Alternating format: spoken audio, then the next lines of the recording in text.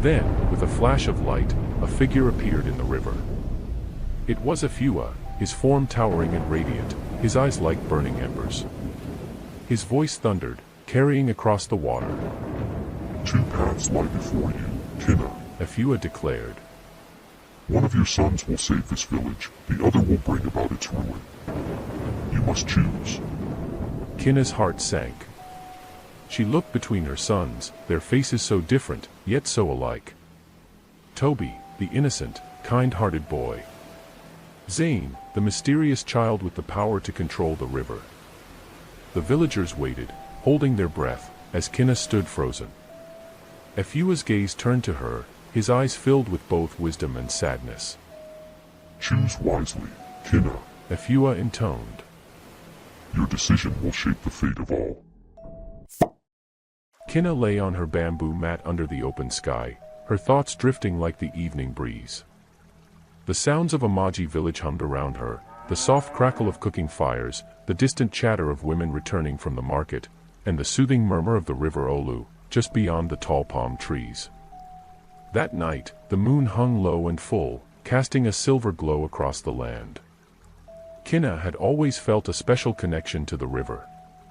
As a child, she would sit by its banks, watching its waters dance under the sun and whisper secrets to the wind. But tonight, something felt different. The river's song was louder, almost calling her name. Kinna. The voice was deep and smooth, like the river's flow. She sat up, her heart thundering. Who was there? She squinted into the darkness, but saw no one. Kinna. The voice came again, this time from the river itself. She stood, her bare feet sinking into the cool earth as she approached the water. And then she saw him, a figure rising from the depths, cloaked in shimmering waves that seemed to melt into the night. I am Afua, the keeper of this river and the guardian of your village, the figure said. His eyes glowed like twin stars, and his voice carried a weight that made the earth seem to hold its breath. You have been chosen. Chosen for what? Kinna whispered, her voice trembling. To carry a gift and a burden, Afua said. 2 lives will come from you, one to bring hope, and one to bring destruction. It is your destiny. Kinna tried to speak, but the words caught in her throat. Before she could protest, Afua reached out and touched her forehead with a single, glowing finger. Warmth spread through her, like sunlight piercing the morning mist, and her vision blurred. The last thing she remembered was the sound of the river singing her to sleep. When Kinna woke the next morning, she felt different. The sun bathed the village in golden light, and everything seemed sharper, more alive. But deep inside her, she carried the weight of the river god's words. Whispers soon began to spread through Amaji. Kinna, the quiet daughter of the village weaver, was with child, but no one had seen her with a suitor. The women in the market exchanged knowing glances, while the elders gathered beneath the baobab tree to debate what this could mean. She says the river god came to her, old Bao, the village griot, said as he leaned on his carved staff. Could it be true? Ha! River god, indeed, scoffed Mama Aduk, the sharp-tongued matron of the village. More likely, she has a secret lover she won't admit to. But there were others who believed. The village priestess, Een, was among them. Een had long warned the people that Afua's patience was wearing thin. The river is powerful, she told the crowd. It gives life, but it can also take it away. If Afua has chosen Kinna, we must honor his will. As the days turned to weeks, Kinna's belly grew, and so did the divide in the village. Some brought her offerings of food and cloth, believing she carried a divine blessing. Others turned their backs, muttering curses and warnings of doom. And Kinna? She remained silent, clutching the memory of Afua's words like a secret talisman. She could feel the lives growing inside her, 2 heartbeats in rhythm with the river's song.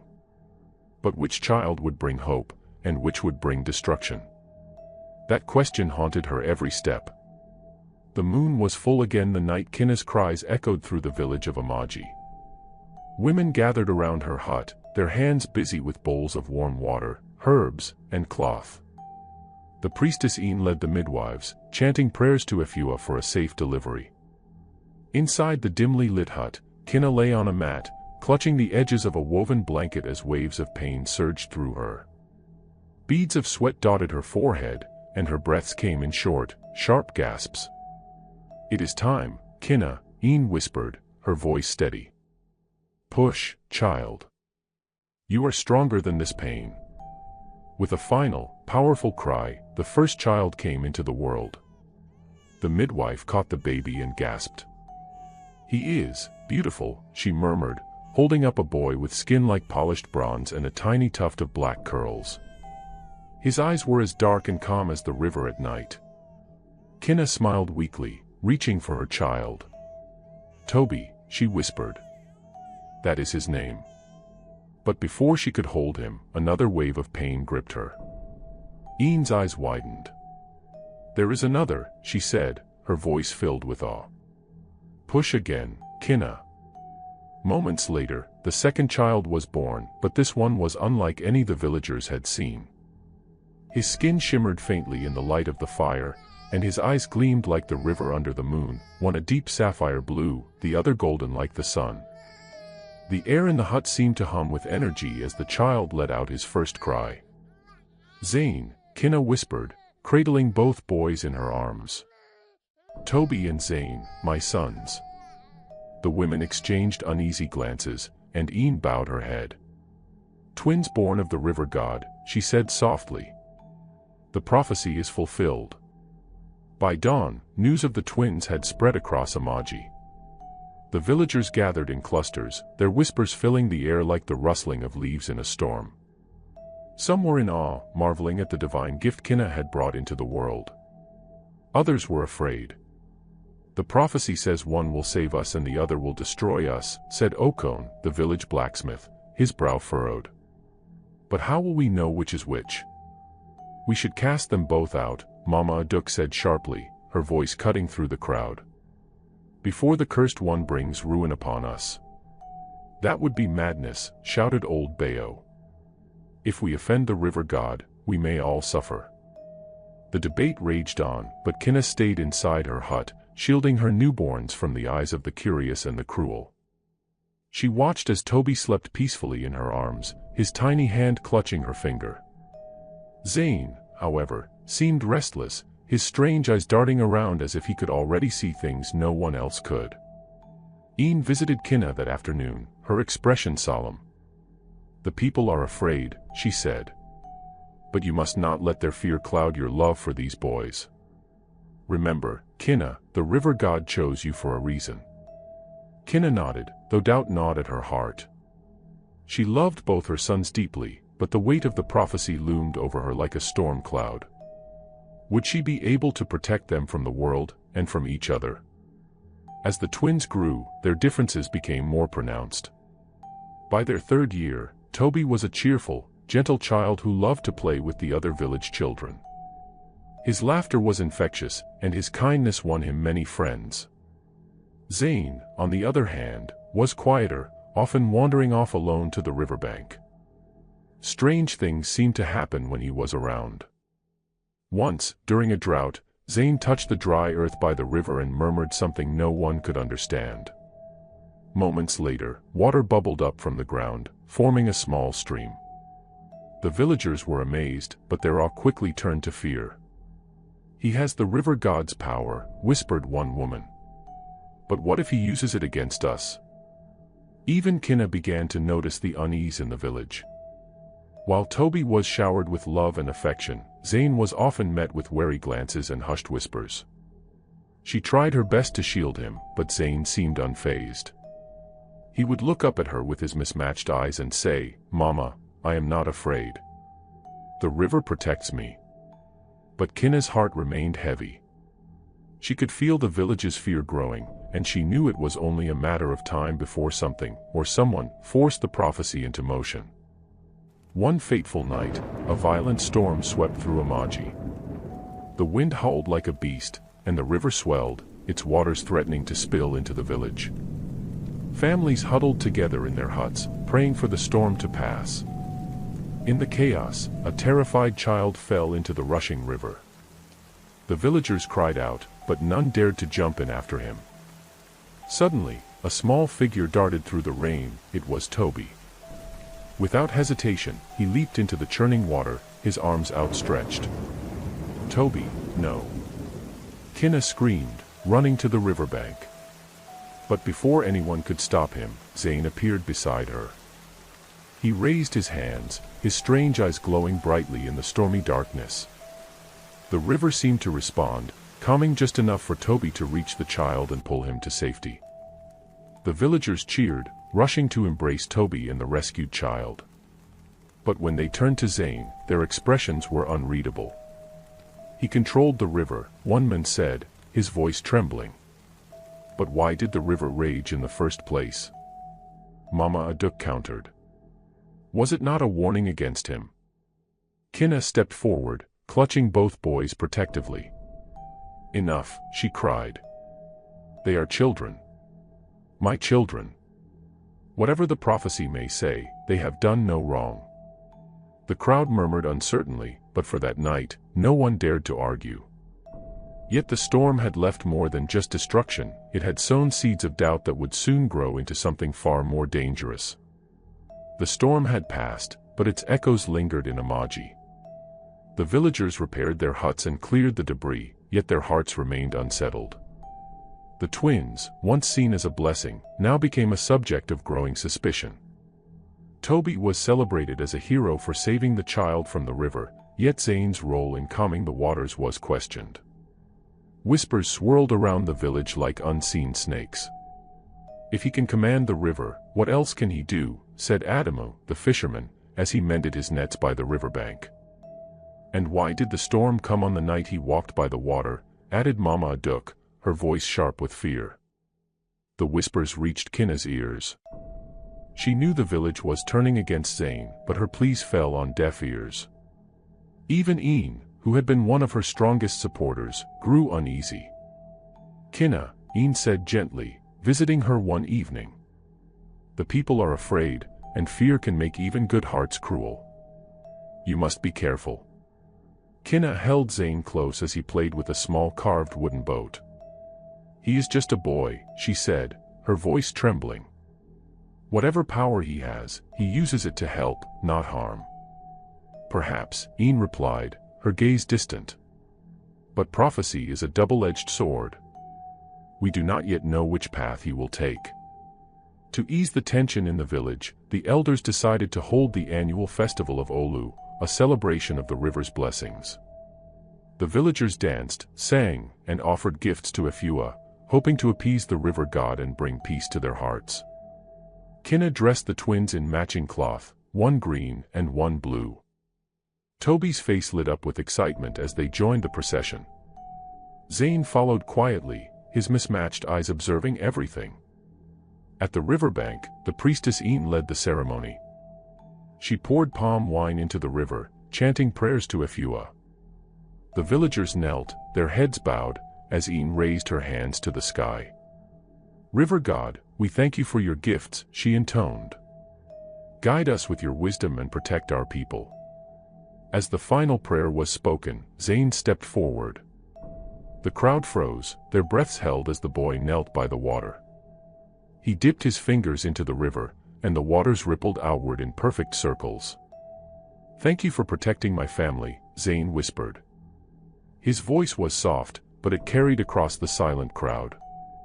For a moment, the river seemed to glow, its surface shimmering like liquid gold. The villagers gasped, their awe mixing with fear. Some fell to their knees, while others exchanged uneasy glances. "He speaks to the river," someone whispered. "Or the river listens to him," another replied. Kinna hurried forward, pulling Zane back into her arms. "He meant no harm," she said, her voice firm. "He was giving thanks." But the damage was done. The festival ended, and the village's whispers grew louder. The twins were no longer just children, they had become symbols of something greater, and far more dangerous. As the years passed, the twins grew into their roles within the village. Toby remained beloved by all, his cheerful demeanor and willingness to help endearing him to everyone. He carried water for the elders, helped fishermen mend their nets, and played with the other children in the dusty village square. Zane, however, became increasingly isolated. Though he tried to join the other children, their parents often pulled them away. "Stay away from him," they warned in hushed tones. "He's not like us." One day, Toby and Zane sat together by the riverbank, skipping stones across the water.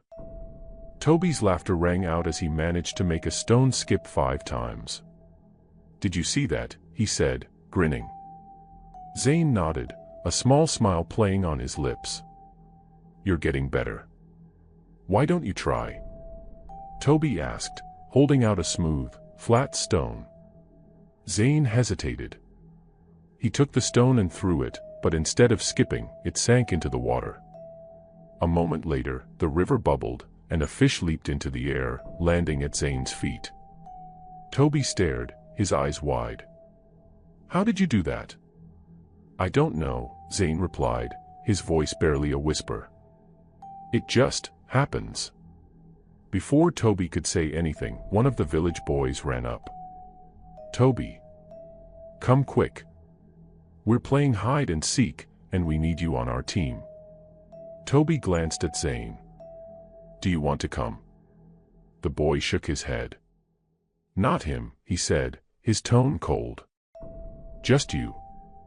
Toby hesitated, torn between his brother and the other children. "I'll be back soon," he said to Zane before running off. Zane watched him go, his heart heavy. He sat alone by the river, his reflection rippling in the water. "Why does everyone hate me?" he murmured. The river seemed to answer, its gentle song filling the air. But Zane's heart ached with questions he could not yet understand. The village elders convened beneath the ancient baobab tree, their faces etched with worry. The tension surrounding the twins had reached a breaking point, and something had to be done.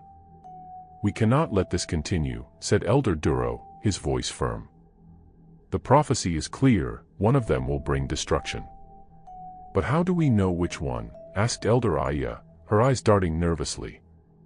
"Toby is beloved by all, but Zane, he frightens the people." Een stood, her staff clutched tightly in her hands. "It is not our place to decide the fate of these boys," she said. "The river god himself will guide us." "And if he does not?" Mama Aduk asked, her tone sharp. "Will we wait until it's too late?" The elders fell silent, their gazes turning toward the distant river. They knew that whatever decision they made, it would shape the future of Amaji, and possibly seal its fate. The atmosphere in Amaji had shifted. The sun seemed to burn brighter, and the air was thicker with anticipation. The villagers no longer spoke of the twins with affection, but with dread. The elders, in their wisdom, knew the time had come to make a decision, one that would either bring peace or unravel their village. One evening, after the day's work was done, Elder Duro stood before the villagers in the village square. His voice, usually strong and commanding, now carried a weight of sorrow. "Tonight," he began, "we shall seek the guidance of the river god.